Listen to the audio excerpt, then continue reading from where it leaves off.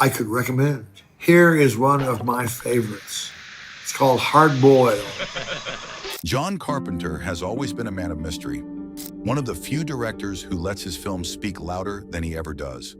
Known for shaping modern horror and sci-fi through classics like Halloween, The Thing, and Escape from New York, Carpenter rarely opens up about his personal inspirations. A servant! You left her alone, you guys! Shut Shut up! I'll never forgive you! Shut up!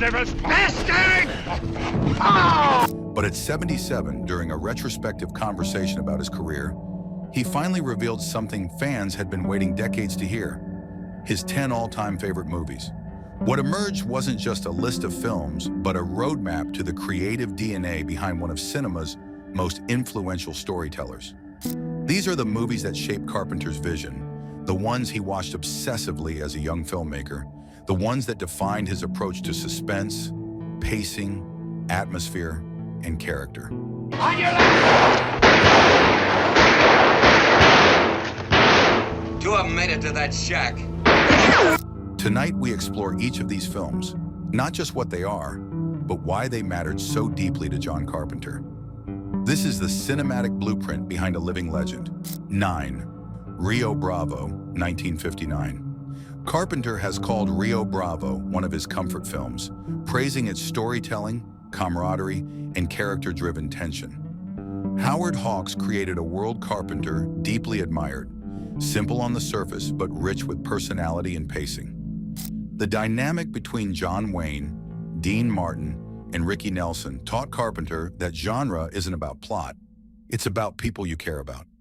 Carpenter borrowed Rio Bravo's structure repeatedly, a small group trapped together, forced to survive overwhelming odds.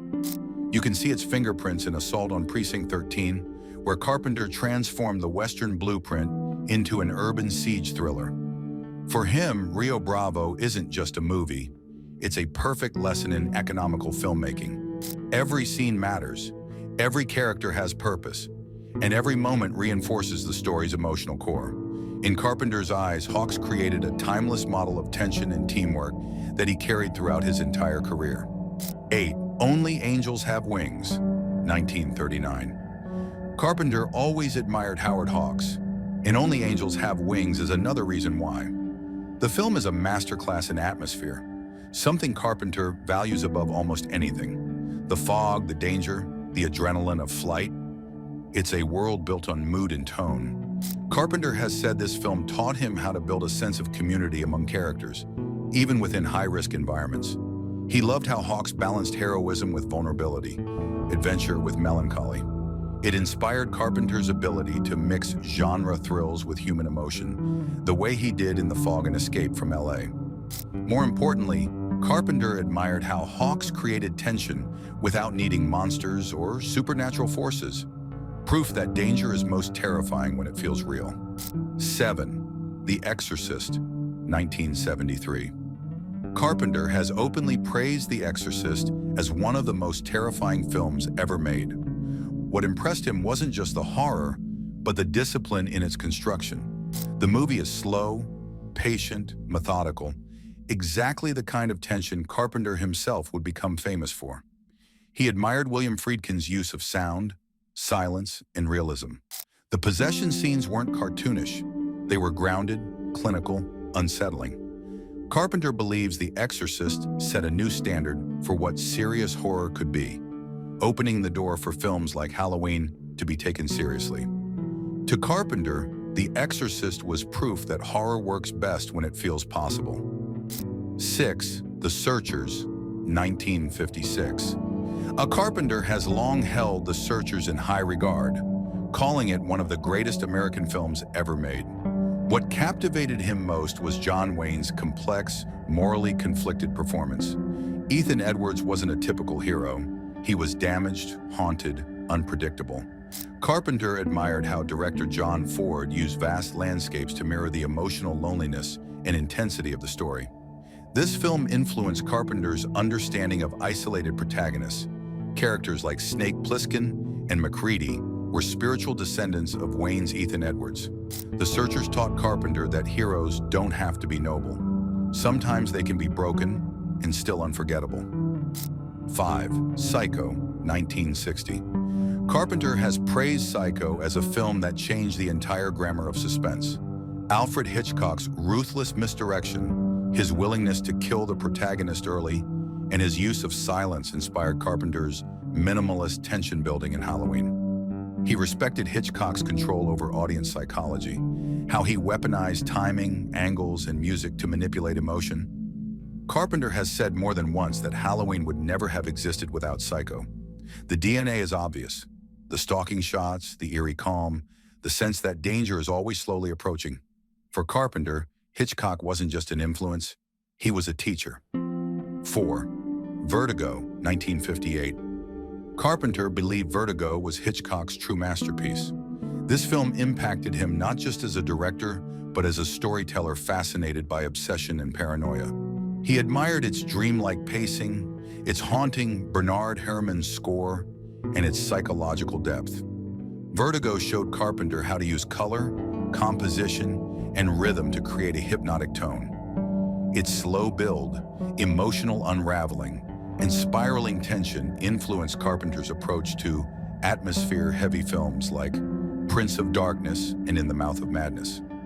Carpenter has said that Vertigo is a film that grows richer with age, just as his own movies have. 3.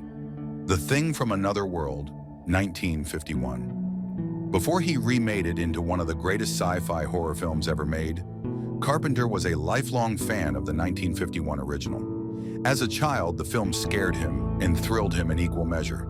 He loved its claustrophobic atmosphere, its ensemble cast, and its isolated setting, a blueprint he later perfected in his 1982 adaptation, The Thing. Carpenter admired the sense of dread and the feeling that danger could come from within the group. This film wasn't just an influence, it became an essential part of Carpenter's identity as a filmmaker. 2. Citizen Kane, 1941. Carpenter praised Citizen Kane for the same reason many directors do. It changed filmmaking forever. What he loved most was Orson Welles' boldness, the willingness to break rules, invent new ones, and push cinema into unexplored territory. Deep focus, non-linear storytelling, and dramatic lighting were all techniques Carpenter later embraced in his own work. He respected how Welles created an epic story about power, loneliness, and ambition, while still grounding it in emotional tragedy. To Carpenter, Citizen Kane wasn't homework, it was inspiration. 1. 2001, A Space Odyssey, 1968. For John Carpenter, 2001. A Space Odyssey isn't just a film, it's an awakening. The first time he saw it, he was struck silent, almost overwhelmed by the magnitude of what cinema could achieve. Kubrick's cold, meticulous direction and the film's staggering visuals didn't just entertain Carpenter, they rewired him.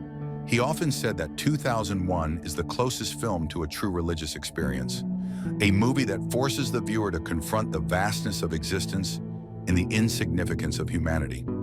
What captivated Carpenter most wasn't the plot, but the atmosphere, the endless stretches of space, the eerie calm of the Discovery 1 ship, the unsettling, emotionless voice of HAL 9000. It was a masterclass in pacing, tension, and world building, all things Carpenter would later refine in his own work. More importantly, 2001 taught him the power of ambiguity. Kubrick didn't explain the monolith, the star child, or the cosmic journey, and that refusal to give answers inspired Carpenter's own love of mystery, especially in films like The Thing and In the Mouth of Madness. For Carpenter, 2001 wasn't just a favorite, it was the movie that proved cinema could touch the infinite. John Carpenter's list isn't just a stack of movies, it's the DNA of his creative soul. Each of these films contributed something essential to his evolution as a director. Tension, atmosphere, character, loneliness, obsession, and courage. They shaped not only his style, but his understanding of storytelling itself. These films reveal the influences behind the chilling corridors of Halloween, the paranoia of The Thing, the dystopian grit of Escape from New York, and the dreamlike terror of In the Mouth of Madness. Carpenter's taste is a blend of classic Hollywood craftsmanship, psychological suspense, and fearless originality. At 77, he finally opened the curtain and allowed us to see where his inspirations truly came from. And in doing so, he gave filmmakers and fans something priceless, a roadmap to creativity from one of cinema's greatest visionaries.